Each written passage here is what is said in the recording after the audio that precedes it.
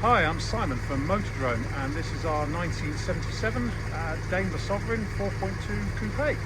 Hope you like it. Okay, let's show you start up and idling on this Daimler. Now the ignition light doesn't come up on it. The voltmeter is registering properly though, but the ignition light doesn't come up.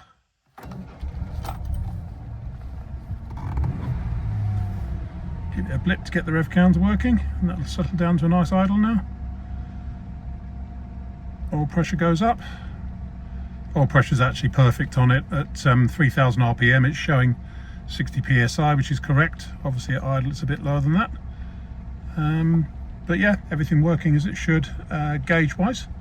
Now we'll show you under the bonnet. Okay, here under the bonnet of this Daimler 4.2 Coupe. XJ engine just doing what it should. All running nicely. And we'll stop this a minute while we go around the other side. And we are back again. Just performing the way it's supposed to. Next up we have driving. Okay, here we are out in this Daimler Sovereign 4.2 Coupe, and yeah, driving as well as they ever do. These are lovely, lovely cars. Just really elegant and nice. And this one is doing what it's supposed to do. No signs of any misfiring, hesitancy or overheating. All the gauges are working. Temperature at the minute is showing around about 1/3 up the scale. We've just done about 8 miles on it. Showing 5,000 miles. We're going to presume, until I've looked at the history clearly, that's 105, but it obviously isn't 5,000. But yeah, just really, really good. What can I criticise? The steering wheel is about 5 degrees off to the left. Obviously had new track rod ends on it, and they haven't readjusted the steering wheel afterwards. All the instruments are working as we say. There's a bit of wind noise from the driver's door with the windows up. Most of the time, of course, you drive these with the windows down, but for videoing, we've got the windows up. So a little bit of wind noise from up here, but it is a pillarless coupe, so I think you probably have to live with that a little bit. It's obviously got power steering on it. The steering is as light as it always is on a classic Jaguar, but it's going where it's placed. I'm not having to sort of do all this and fight it down the road.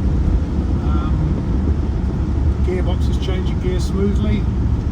It's only the 3-speed box on these, but it suits the car perfectly. And as ever, you've got fantastic Jaguar ride quality. Although this is a Daimler, not a Jaguar, but just badge engineering exercise with a bit of extra chrome and stuff. Being a Daimler, perhaps slightly better leather. But just tramps along really, really nicely. You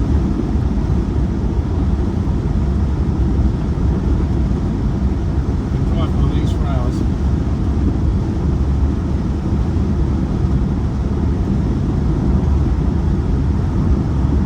Complement of electric windows. They're all working. The rear ones are a bit slow, but that's not uncommon. It's got a modern Blaupunkt stereo that does work. It's got a manual aerial on the back rather than electric.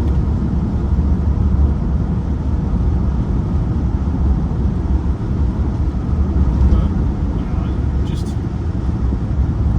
classic elegance, simple as that. Really very, very good.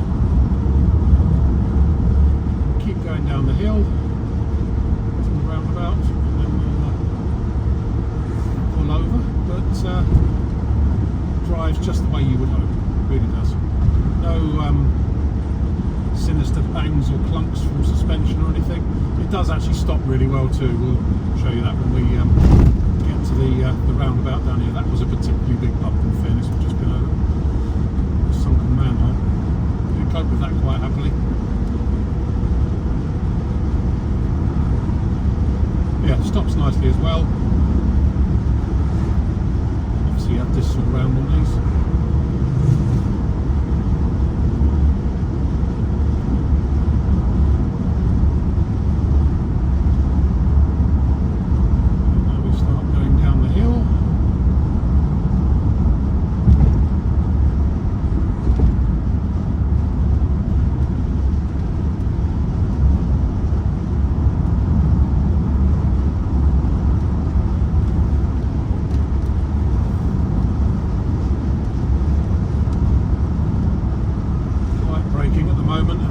pulsing through the pedal or anything, or signs of warped discs.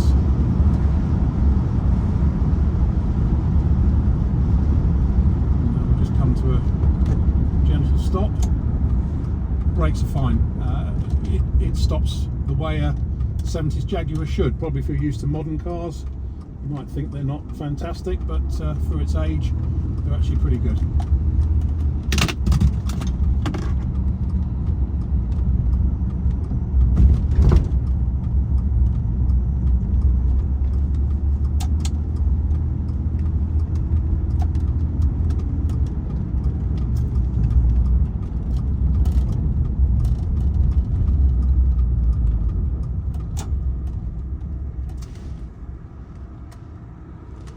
So there we have it. I'm having to do this to this camera mounted on the rear window, as the one on the passenger door has fallen off, but she is a supercar, really is.